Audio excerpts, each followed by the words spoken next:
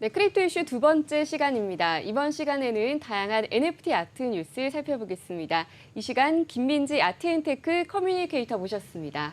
어서 오세요. 안녕하세요. 네, 반갑습니다. 네, 기존 페이스북이 지난해 10월 메타버스 사업 진출을 위해서 사명을 메타로 변경을 했죠. 그런데 이 메타의 가상세계인 호라이즌 월드 이용자가 감소를 하면서 사업이 지지부진한 거 아니냐 이런 얘기가 나오고 있다면서요. 네, 그렇습니다. 호라이즌 월드는 아바타를 이용해 가상 공간에서 업무도 보고요. 쇼핑과 게임, 파티도 즐길 수 있는 메타버스 플랫폼입니다. 네. 그런데 호라이즌 월드의 월간 활성 이용자 수가 20만 명에 그쳤습니다. 메타가 올해 말까지 세운 목표는 50만 명이거든요. 이에 절반도 미치지 못한 수치입니다. 그래서 메타는 올해 목표치를 28만 명으로 대폭 축소했습니다. 메타는 호라이즌 월드 이용자를 대상으로 대체 왜 이곳에 머물지 않는 것인지에 대한 설문도 진행했는데요. 설문 참여자도 514명에 불과했습니다. 응답자들은 마음에 드는 가상세계를 찾지 못했다. 아바타가 사람 같아 보이지 않는다. 아바타에 다리가 없다. 최근에 다리가 생겼습니다. 이런 답변들을 했는데요. 메타버스 공간은 만들어 놓긴 했지만 실제 사람들의 현실의 필요와 연결시키는 부분이 아직 부진한 것은 아닌가라는 분석이 있습니다. 네.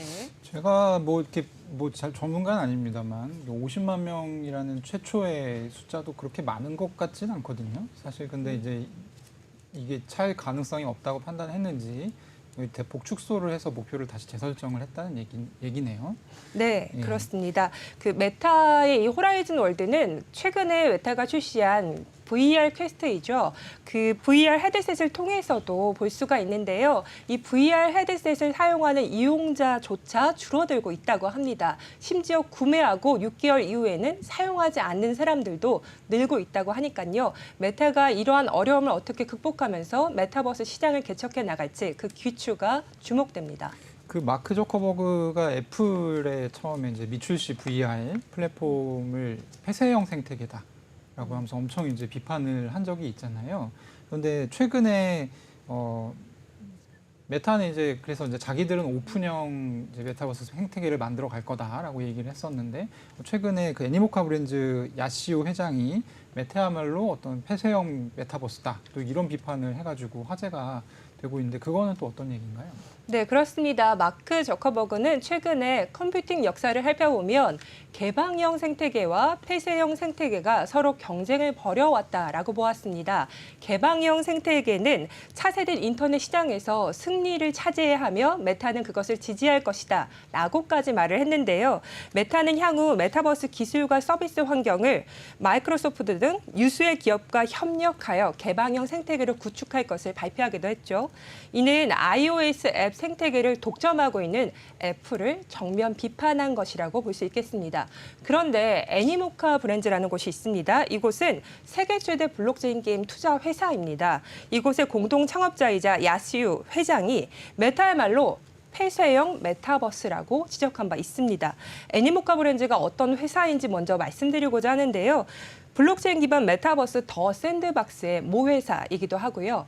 2018년도 비트코인 가격이 300만 원까지 하락한 크립토 겨울이었습니다. 이때도 블록체인과 웹3의 가치를 지지하는 여러 기업들에 선제적으로 투자한 회사가 애니모카 브랜드입니다. 그때 투자받은 기업들이 엑시 인피니티라든가 디센트럴랜드 같은 메타버스와 블록체인 시장에서 굉장히 유명한 기업들이 바로 이 시기를 낳은 기업이고요. 그래서 야시오 회장은 메타버스의 거장이라는 별칭을 갖고 있기도 합니다. 그가 진정한 메타버스란 NFT를 통해 디지털 소유권을 구현해야 한다라고 말했고요.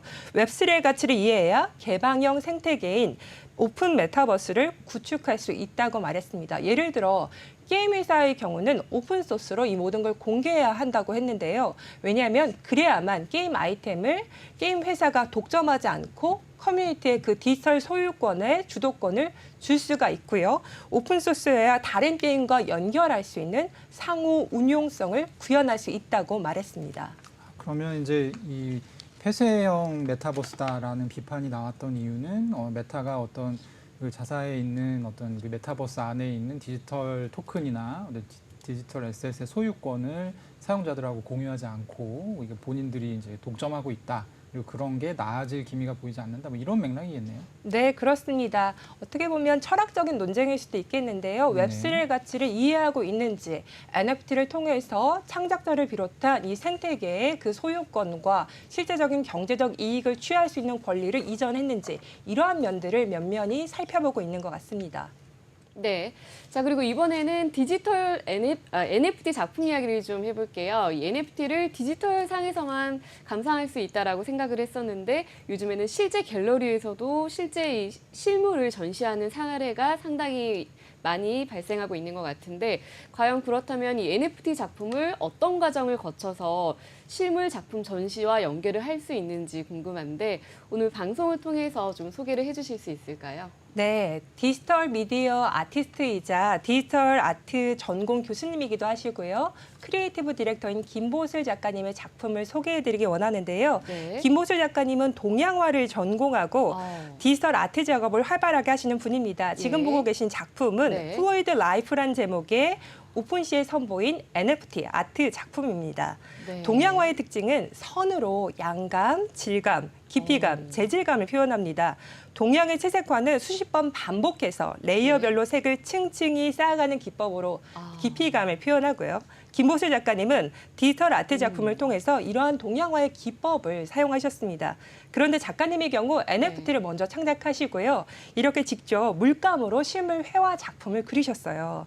그리고 네. 3D 텍스처링이라고 하는 디지털 작업을 병행해서 실제 현실 공간에 이 예. 모든 작품을 함께 전시하기도 하셨습니다. 이게 네. 보통은 NFT를 먼저 만들지 않고 실물을 만든 후에 그렇죠. 실물을 그걸 바탕으로 굉장히 만들죠. 정밀하게 뭐 사진을 찍는다던가 이렇게 해서 NFT로 만드는데 이게 되게 독특하네요. NFT를 먼저 만들고 어떤 실물을 만드는 이유가 혹시 있을까요? 네, 아마 작가님들마다 작품 세계가 다르기 때문에 네. 실물을 먼저 창작하신 다음에 NFT를 하는 경우도 있고요. 네. NFT를 만들었는데 실제 현실 공간의 작품 세계를 확장한다는 의미에서 유화라든가 조각이라든가 퍼포먼스라든가 실제 네. 공간에서 여러 활동들을 같이 결합해서 전시하거나 공연하는 경우들이 있습니다. 네. 김보슬 작가님 같은 경우는 첨단 과학 기술과의 결합을 굉장히 활발하게 시도하시는 분이십니다. 네, 지금 이 화면에 나오고 있는 모습이 그것이? 작업 과정인 거죠? 네, 그렇습니다. 바로 오. 3D 텍스처링과 같은 디지털 네. 아트 작업을 하고 계시는 건데요. 아. 그래서 여기 보이는 기린을 네. 실제 전시 공간에 그 그림에 비춰보면 디스플레이를 통해서 비춰보면 네. 증강현실처럼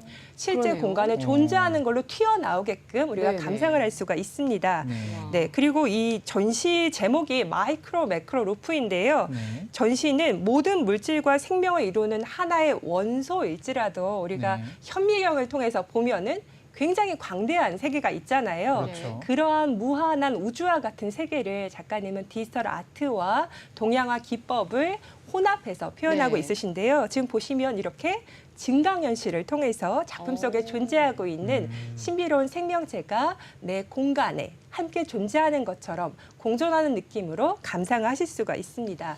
뭐 지금 이제 증강현실로 하는 사례들을 지금 영상으로 저희가 보여드리고 있는데요. 증강현실이라든지 아니면 뭐 인공지능이라든지 뭐 제너러티브 아트 같은 경우는 뭐 인공지능을 100% 사용한다고 할 수는 없지만 어쨌든 부분 응용이 또 되는 게 사실이고 어떤 이런 과학기술과 NFT의 결합 같은 부분들이 많이 시도가 되고 있는 것 같은데 국내 작가들도 이런 시도들을 많이 하고 있나요?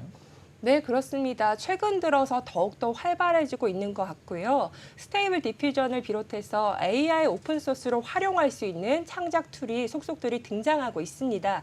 지금 보고 있는 작품은 김보슬 작가님의 신작의 아이데이션 구상 작품이라고 볼 수 있는데요. 하이브리드 네이처고요. 인공지능을 활용해서 이렇게 다채로운 형상이 있구나라는 것들을 탐험하고 탐색하시면서 매일 경탄하시며 곧 신작을 발표할 준비를 하고 계시다고 합니다. 네. 예. 자, 그리고 올해 12월 9일에 개최되는 제58회 대종상 영화제의 슬로건이 국민이 봅니다. 세계가 봅니다라고 합니다. 다시 국민 품으로 또 세계가 주목하는 영화제로 자리매김하겠다는 이런 의지를 담았다고 하는데 대종상 영화제 얘기를 한 이유가 올해 이 대종상 홍보대사로 최고령 배우인 이순재 씨와 또 신인 배우 최정훈을 비롯해서 소셜미디어 인플루언서 그리고 또 NFT 작가들이 위촉됐다고 하네요. 이 소식도 좀 전해주시죠. 네, 그렇습니다. 제58회 대종상 영화제는 오는 12월 9일 건국대 새천년 홀에서 개최가 됩니다. 네. 최근 대종상 영화제는 틱톡 크리에이터와 인스타그램 인플루언서, NFT 작가 등을 홍보대사로 위촉했습니다. 미스터 미상, 집시, 다다즈, 샌드방, 쿠나, 신모비, 애니마레라는 이름을 지닌 총 7분의 NFT 작가님들이시고요. 대종상은 NFT 아트 대중화를 지지한다는 입장을 밝혔습니다. 네. 대종상 관계자는 단지 대종상 홍보뿐만이 아닌 작가 개개인의 작품의 가치 전파와 NFT 아트 자체의 영향력을 더욱 넓히기 위해 작가들을 영화제에 초청할 계획이라면서 주조연상 및 신인상 수상자 등의 NFT 작품을 증정하는 이벤트가 네. 예정돼 있다고 설명했습니다. 실제로 지난 9월 춘사국제영화제에서는 배우 박해일, 이지은, 오나라 님이 부상으로 NFT 아트 작품을 받기도 하셨는데요. 이번 대종상 영화제에서는 어떤 배우분에게 어떤 작가분의 작품이 전해질지 귀추가 주목됩니다. 네, 이렇게 대종상 영화제가 올해로 58회째인 만큼 이렇게 전통이 있는 영화제인데 여기서 홍보대사로 NFT 작가를 위촉했다고 하니까 정말 이 NFT 아트가 자리매김하는데 큰 도움이 되지 않을까 이런 생각이 드네요. 네, 저도 상당히 기대가 되고요. 대종상 영화제가 이번에 혁신과 쇄신, 개혁을 키워드로 외친 만큼 NFT 아트 작가들의 작품을 소개함과 더불어 대종상 NFT를 준비했다고 하거든요. 네. 이 대종상 NFT 같은 경우는 대종상 홈페이지에 들어가 보면 국민심사단이라는 그 제도와의 그 취지와 관련해서 이렇게 적혀 있습니다. 네. 대종상 국민심사단은 회원 제도이고 멤버십이며 영화 커뮤니티이다. 오스카 회원제 형태를 발전시켜서 영화 관계자뿐 아니라 국민들을 대상으로 국민심사단 멤버십을 제공하는 것이 대종상 국민심사단의 목표라고 밝혔습니다. 네. 여기 보면은 NFT를 가지고 있는 그러니까 대종상 NFT가 총 1만 개 정도 발행이 될 예정인데 이걸 갖고 있으면 6개 부문 연기상에 이제 국민 심사로서 3년 정도 참여를 할 수 있는 그런 내용인 것 같네요. 네, 그렇습니다. NFT를 발행했을 때 이 NFT가 어떤 기능을 갖게 되고 특정 커뮤니티에 들어갈 수 있게끔 하는 멤버십 티켓으로서의 역할을 하는 것이 바로 NFT 유틸리티라고 부르는데요. 이러한 기능이 있는 것이죠. 대종상 NFT는 지난 60년간 수여된 약 1,300개의 대종상 트로피를 모티프로 제작되었습니다. 네. NFT 보유자는 향후 연기상 국민심사에 3년간 투표권을 행사할 수도 있고요. 대종상 레드카펫에 초대받는다든지 여타의 부가 멤버십 혜택도 누릴 수가 있습니다. 네, 이번에 그 홍보대사로 위촉된 총 7분의 NFT 작가분들이 아까 자료화면에도 얼핏 나왔는데 굉장히 좀 유명한 분들이시더라고요. 좀 구체적으로 한 분 한 분 소개 부탁드릴게요. 네, 저는 대종상 NFT 그리고 대종상이 이번에 NFT 아트 대중화를 지지한다는 면에 있어서 굉장히 기뻐하고 또 응원하는 마음이 생겼고요. 무엇보다 NFT 아트 씬에서 꾸준하게 활동해 오신 작가님들이 세상에 더 많이 알려질 수 있으면 좋겠다라는 마음에서 오늘 작가님들을 잠시 소개해드리고자 하는데요. 네. 첫 번째 작가님은 미스터 미상 작가님이십니다. 아, 이분 정말 유명한 분이잖아요. 네, 네. 그렇습니다. 네. 네, 저희가 슈퍼레어 NFT 플랫폼에 대해서도 면밀히 살펴봤었는데 네. 바로 그 슈퍼레어의 2021년 초창기에 진입하신 분이고요. 네. 글로벌 컬렉터의 애정과 지지를 받고 계신 분입니다. 이 작품은 미스터 미상과 크립토 월드라는 실제로는 1분 41초짜리 애니메이션 작품입니다. 네. 미스터 미상 아바타가 가상세계 속에서 작품을 보고 경험하는 이야기가 담겨 있고요. 네. 자, 네, 그리고 이어서 네. 말씀드릴 작품은 신모비 작가님의 작품인데요. 네. 이분은 천국과 지옥의 중간이자 생사 이전의 장소인 연옥을 배경, 인물, 사건이라는 세 개의 축으로 표현하는 분입니다. 네. 특이하게도 일본에서 자동차 디자이너이자 디지털 페인터로 활발한 전시 활동을 이어가고 있으십니다. 네. 이렇게 해서 두 분 봤고요. 이거는 영화 포스터 같아요. 네, 그렇죠. 네. 마치 영화의 한 장면을 표현한 것 같은데요. 네네. 아니마레 작가님은 이미지로 이야기를 전하는 분입니다. 네. 이분은 NFT 아트의 특장점은 예술이 주는 즐거움이라고 말씀하셨습니다. 예술품을 단순히 구매하는 차원에 그치는 것이 아니라 컬렉터가 작가와 소통하고 상호 영향을 주고받는다면 컬렉터들도 예술 활동을 같이 하는 거라고 생각한다라고 아니말의 작가님께서 말씀하신 바 있습니다. 네, 이제 또 네 번째 작가분이네요.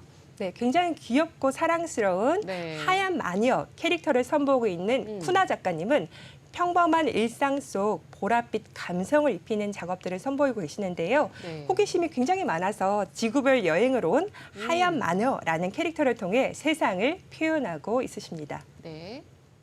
그리고 또 다음 준비된 분이 샌드방이라는 작가분인데 바로 이 작품인 거죠. 위드 호프. 네, 어떤 굉장히 작품인가요? 특이하게도 모래 아트, 샌드 아트로 NFT를 발행하신 분이에요. 실은 네. 모래는 순간 시간이 지나면 사라지고 말잖아요. 근데 이걸 블록체인에 영원히 기록하는 샌드 아트 NFT 작업하시는 분이시고요. 세계 최초의 샌드 아트 NFT 아티스트이기도 하십니다. 빛과 모래를 통해 생명력과 즐거움을 창조하는 작업을 하시는 분인데요. 2022년 춘사국제영화제에서 박찬욱 감독의 헤어질 결심의 여우주연상을 수상한 탕웨이 배우님에게 샌드방 작가님의 NFT 작품이 부상으로 전달되기도 했습니다. 네.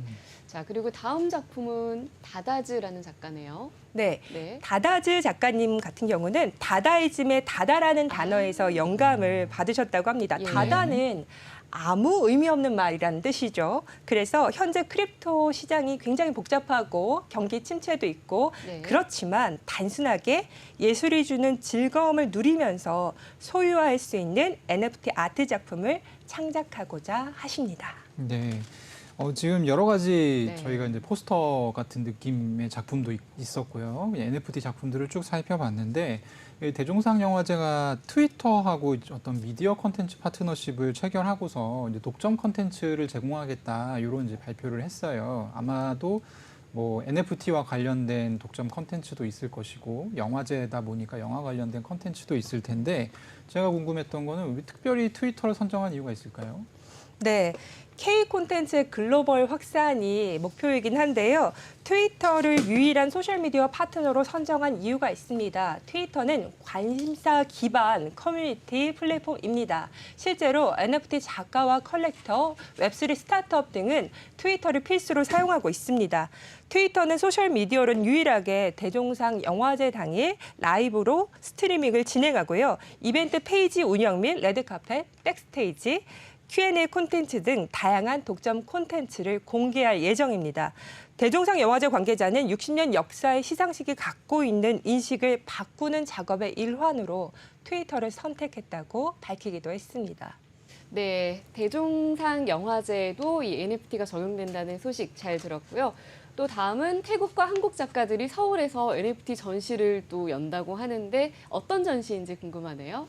네, 한국에서 최초로 열리는 태국 NFT 그룹 전시이고요. 태국 작가뿐 아니라 한국 작가를 포함해 총 80여 명이 참여합니다. 네. 타이 NFT 페스티벌은 단지 작품만 전시할 뿐 아니라 한국과 태국이 처음으로 오프라인에서 서로를 알아가고 교류한다는 것에 큰 의미를 두고 있습니다. 네. 한국과 태국 작가들은 서로 어떤 생각을 나누었을까요? 예를 들어 태국 아티스트 친구가 생기면 하고 싶은 것은? 이라는 질문을 사전에 한국 작가들에게 던졌습니다. 네. 태국과 한국의 전통 문화를 기반으로 협업해 NFT를 창작하고 AR로 감상하는 시도를 해보고 싶습니다. 와 같은 답변 내용을 전시 현장에서 확인하실 수가 있습니다.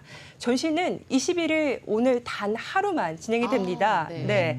5시부터 9시까지 네. DDP에서 진행이 되고요. 동대문 네. 디자인 플라자 전시 현장에 방문하신 모든 분들에게 NFT를 선물로 증정한다고 하고요.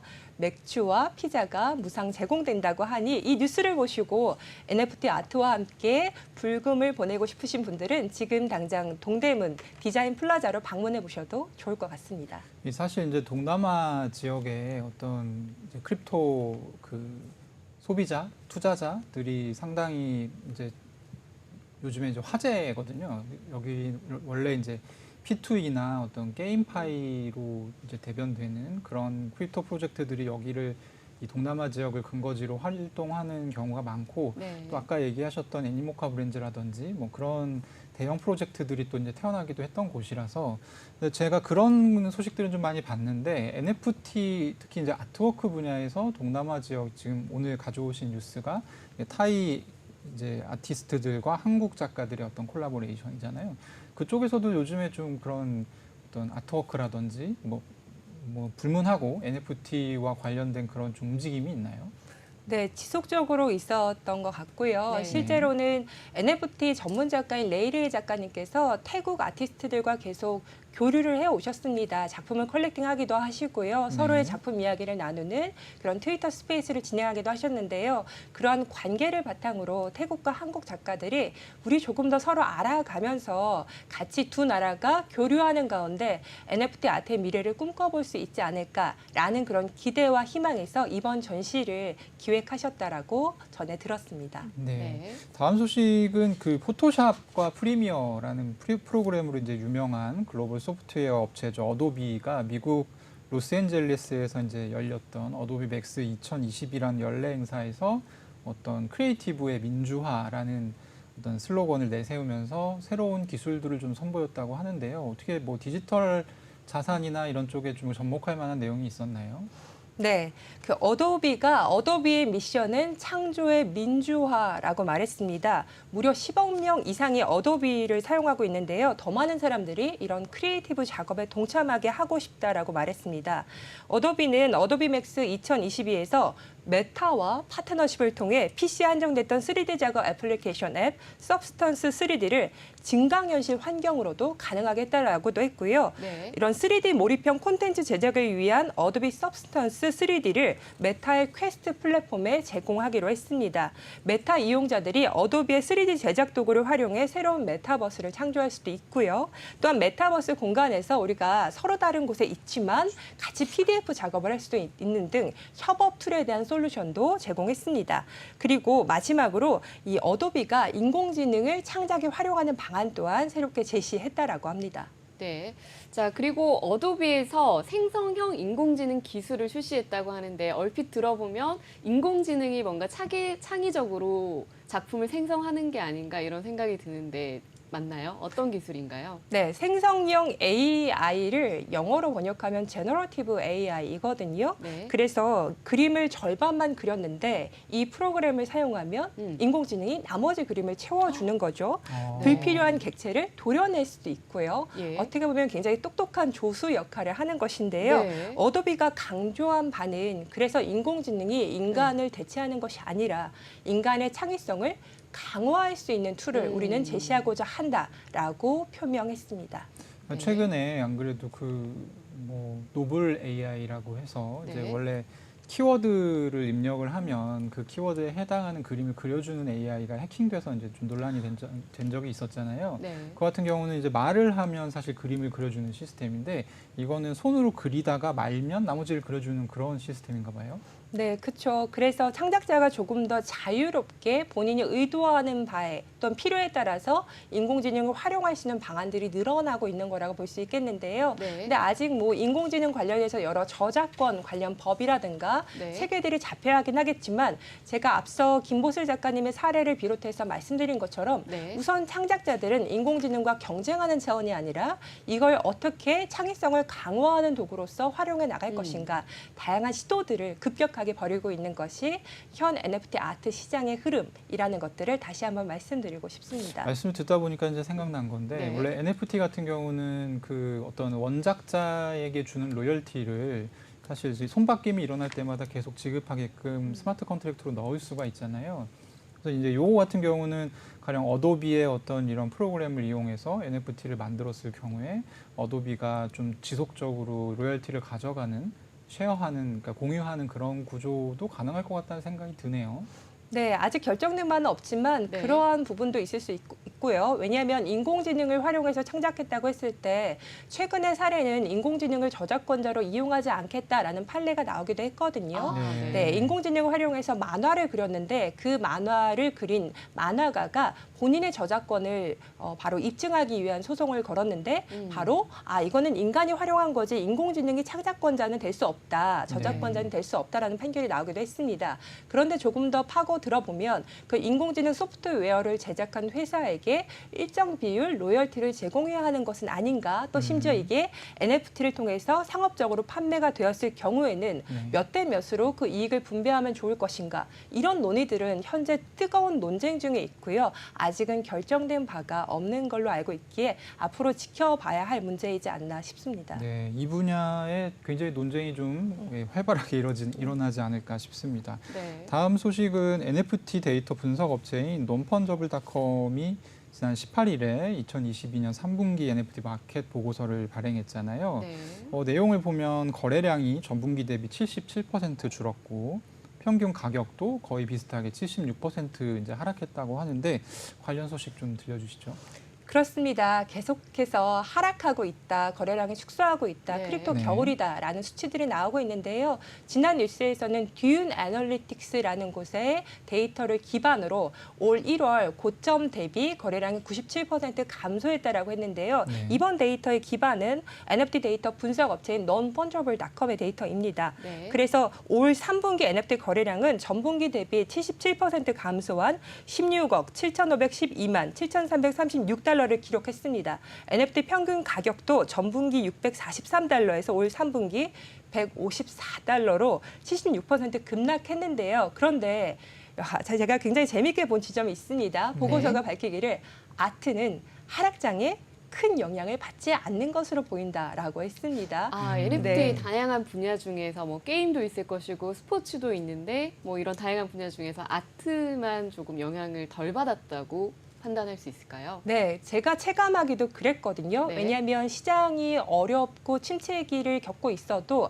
NFT 아티스트들은 지속적으로 창작을 해놨고요. 네. 오늘의 뉴스처럼 굉장히 많은 기술과의 혁신 시도, 글로벌 또 다른 나라와의 협업 등을 추진해 나가고 있었습니다. 네. 그래서 실은 예술은 경제적 가치보다 더 그 상위에 있는 것들을 추구하는 속성이 있기 때문에 네. 이러한 결과가 데이터에도 반영된 것이라고 보이고요. 네. 다른 데이터를 이제 보면은 게임 분야에서는 40만 개의 새로운 NFT가 발행돼 성장이 가속화되고 있다라고 밝혔고요. 네. 유틸리티 NFT 있죠. NFT를 구입했을 때 실제 기능이 있는 것이죠. 대종상 영화제 멤버십 NFT도 그러한 속성이 있는 것인데요. 네. 유틸리티 NFT는 안정적 속도로 자산 발행이 지속되고 있다라고 보고서는 분석했습니다. 네, 아마 마지막 질문이 될 것 같은데요. 그 아트워크 NFT가 지금 이제 좀 견조하게 어떤 가격을 지탱하고 있고 또 어떤 NFT는 제가 보기에 가격이 오히려 오른 NFT도 있더라고요.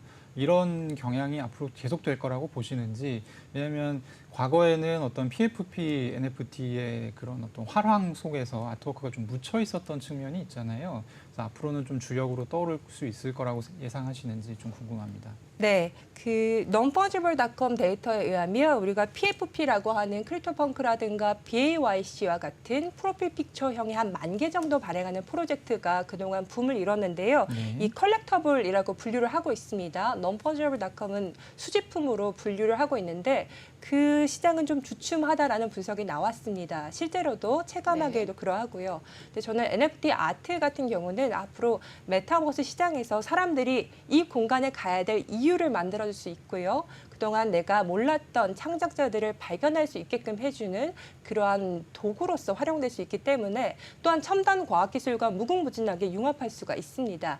커뮤니티를 기반으로 하고 있다는 아주 단단한 그런 공동체성을 보이고 있기도 하고요. 네. 그래서 저는 NFT 아트는 시장의 급락과 상관없이 느리지만 계속 갈 시장이라고 보고요. 그렇기 때문에 NFT 아트의 미래는 계속 관찰하고 지지하고 우리가 이 예술의 미래를 또한 어떻게 바꿀 수 있을 것인가도 NFT 아트의 향방을 통해서 가늠해 볼 수 있을 거라고 생각합니다.